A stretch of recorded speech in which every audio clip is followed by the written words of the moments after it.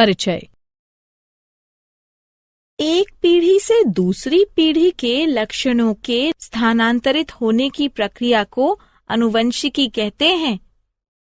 हाँ, नई जातियों की उत्पत्ति में आनुवंशिकी की महत्वपूर्ण भूमिका है।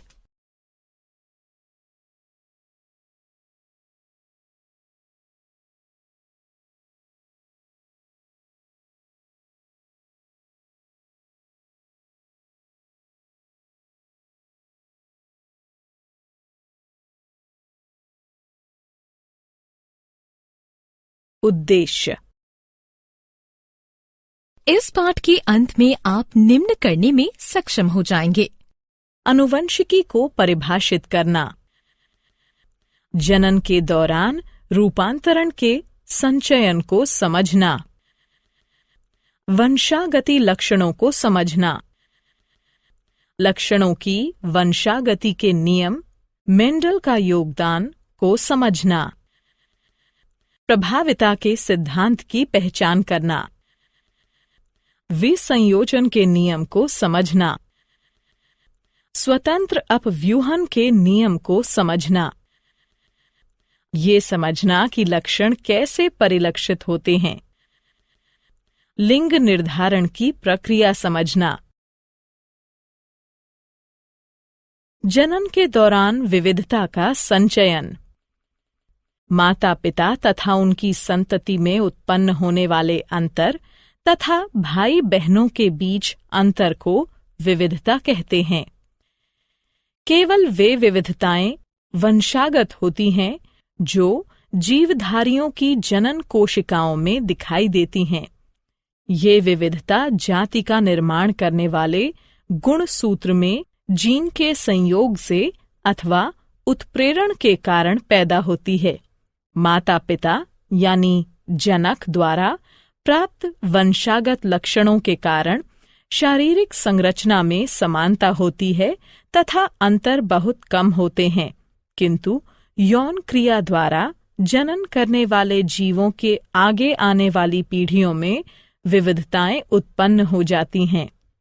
एक ही माता पिता की दो संतानें समान नहीं होती, इससे संतति में अंतर उत्पन्न होता है। इस प्रकार प्रत्येक पीढ़ी के बाद विविधताओं के संचयन के कारण भिन्नता उत्पन्न होती है। विकास के लिए विविधता कच्चे पदार्थ के समान है, आनुवंशिकी का आधार है, जीवों के नए प्रकार बनाता है, जीवों को बदले वातावरण से अनुकूलन करने में सहायता प्रदान करता है तथा प्रत्येक जीव को एक विशिष्ट पहचान देता है।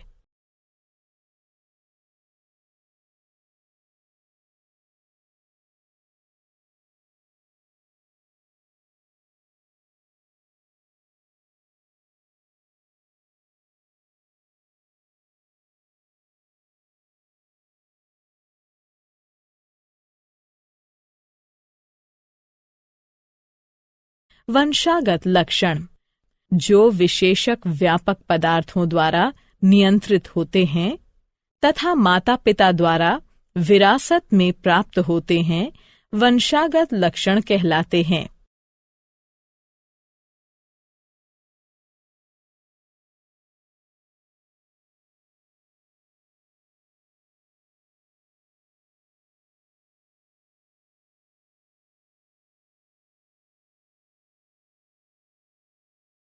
गतिविधि। मनुष्य के कान दो प्रकार के होते हैं, मुक्त कर्णपाली वाले कान, जुड़े कर्णपाली वाले कान। हम दूसरे सभी के कानों का निरीक्षण करके वंशागति की प्रक्रिया को अधिक अच्छी तरह से समझ सकते हैं। हम देखते हैं कि हमारे कुछ मित्रों की कर्णपालियां मुक्त हैं, जबकि कुछ एक की कर्णपालियां जुड़ी हुई हैं।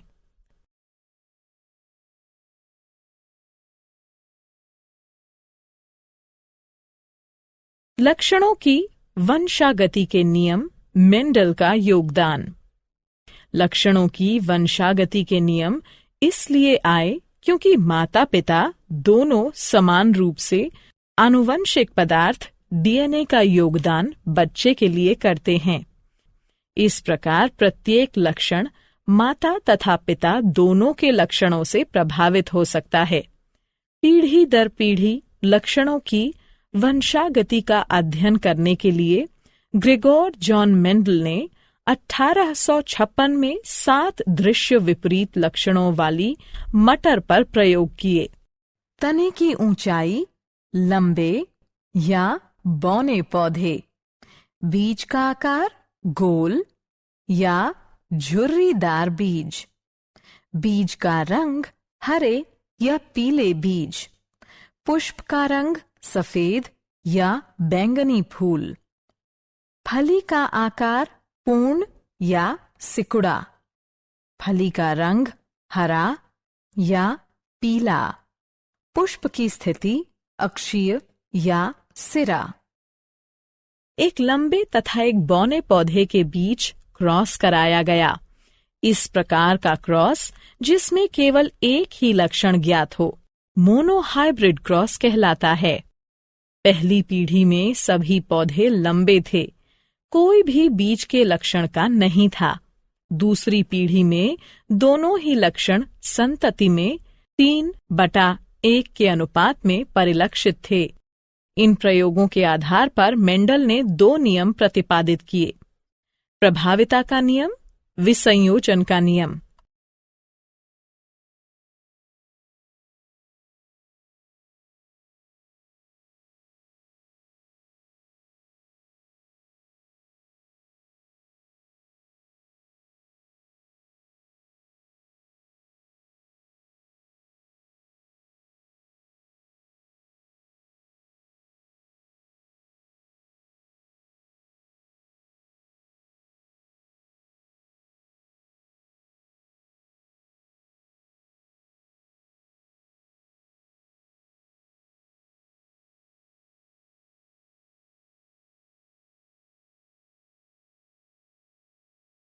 प्रभाविता का नियम।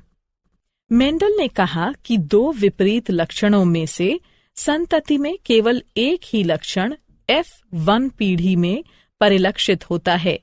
वे लक्षण जो कि प्रथम पीढ़ी में परिलक्षित हैं, अर्थात लंबाई, यह प्रभावी लक्षण है, जबकि जो लक्षण प्रथम पीढ़ी में परिलक्षित नहीं है, अर्थात बौनापन, तो ये अप्रभावी लक्षण है। विसंयोजन का नियम। मेंडल ने कहा कि किसी भी अभिलक्षण के अगली पीढ़ी में जाने से पहले सबसे पहले जीन्स को युग्मक में पृथक किया जाता है, जो फिर आपस में मिलकर युग्मनज बनाते हैं। इसी प्रकार अपने प्रयोग में मेंडल ने बीज के 2 अभिलक्षण चुने: बीज का रंग पीला या हरा, बीज का आकार गोल या झुर्रीदार। इस प्रकार के क्रॉस जिसमें एक ही समय में 2 अभिलक्षणों पर विचार किया जाता है, द्विसंकर या डाई हाइब्रिड क्रॉस कहलाते हैं। प्रथम पीढ़ी में सभी पौधों के बीज गोल तथा पीले रंग के हैं, इसलिए गोल तथा पीला प्रभावी लक्षण हैं, जबकि हरा तथा झुर्रीदार अप्रभावी लक्षण हैं।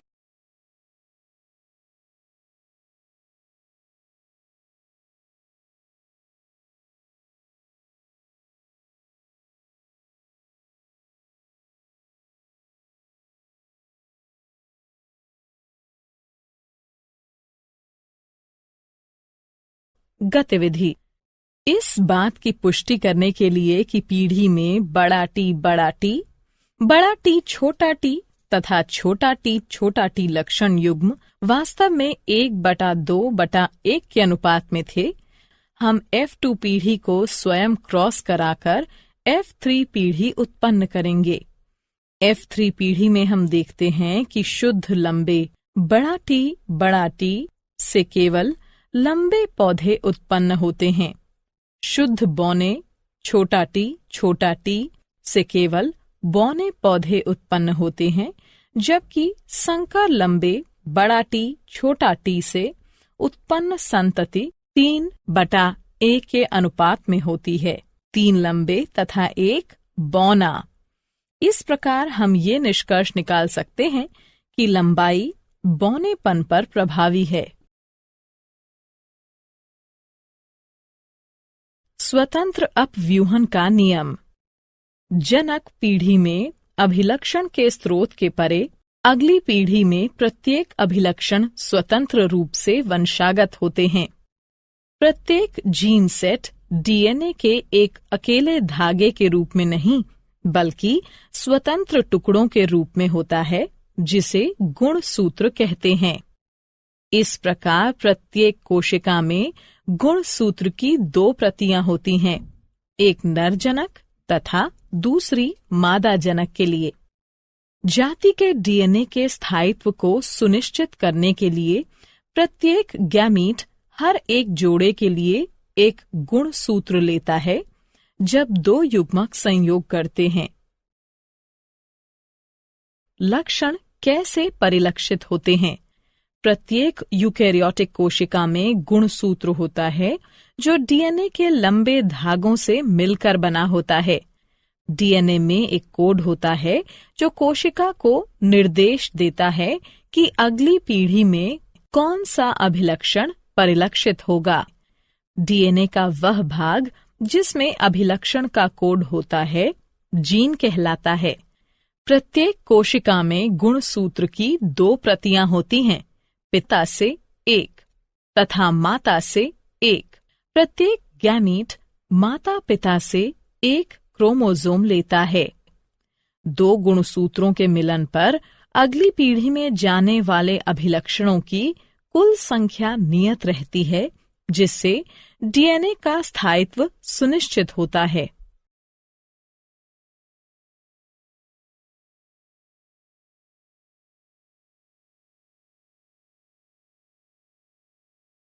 लिंग निर्धारण।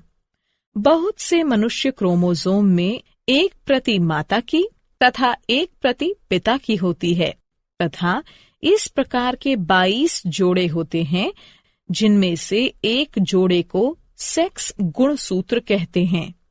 ये सेक्स गुणसूत्र हमेशा आदर्श जोड़ा नहीं होता है। स्त्रियों में एक्स गुणसूत्र का आदर्श जोड़ा होता है, लेकिन पुरुषों में एक गलत मेल का जोड़ा होता है, जिसमें सामान्य आकार का एक एक्स क्रोमोसोम तथा दूसरा छोटा होता है, जिसे वाई क्रोमोसोम या गुणसूत्र कहते हैं। इसलिए स्त्रियां XX हैं तथा पुरुष XY। अंतरंग के दौरान माता हमेशा X गुणसूत्र का योगदान प्रदान करेगी, चाहे बच्चे का लिंग कुछ भी हो, जबकि पिता द्वारा दिए गए गुणसूत्र योगदान से बच्चे का लिंग निर्धारित होता है। जो संतान अपने पिता से X गुणसूत्र वंशागत करेगी, वो बेटी होगी, जबकि जो संतान अपने पिता से Y गुणसूत्र वंशागत करेगी, वो पुत्र होगा। क्या आप जानते हैं? आनुवंशिकी नाम बेटसन द्वारा 1906 में रखा गया था। मेंडल को आनुवंशिकी का पिता कहते हैं।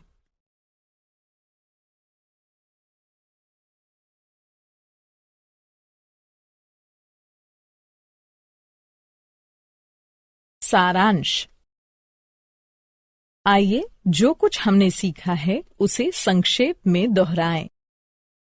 पिछली पीढ़ी से वंशागति में एक मूलभूत शारीरिक संरचना तथा साथ में अगली पीढ़ी के लिए उपयुक्त बदलाव दोनों मिलते हैं। वंशागति के नियम उस प्रक्रिया का निर्धारण करते हैं जिससे लक्षण विश्वसनीयता पूर्वक वंशागत होते हैं। पिता तथा माता दोनों समान मात्रा में आनुवंशिक पदार्थ का योगदान बच्चे के लिए करते हैं। मेंडल ने अपने जनन प्रयोगों के लिए विपरीत अभिलक्षणों वाली 7 जोड़ी मटर का प्रयोग किया। F1 पीढ़ी में मोनोहाइब्रिड क्रॉस से मेंडल द्वारा प्राप्त सभी पौधे लंबे थे। F2 पीढ़ी में सभी पौधे लंबे नहीं थे तथा उनमें से 1/4 बौने थे।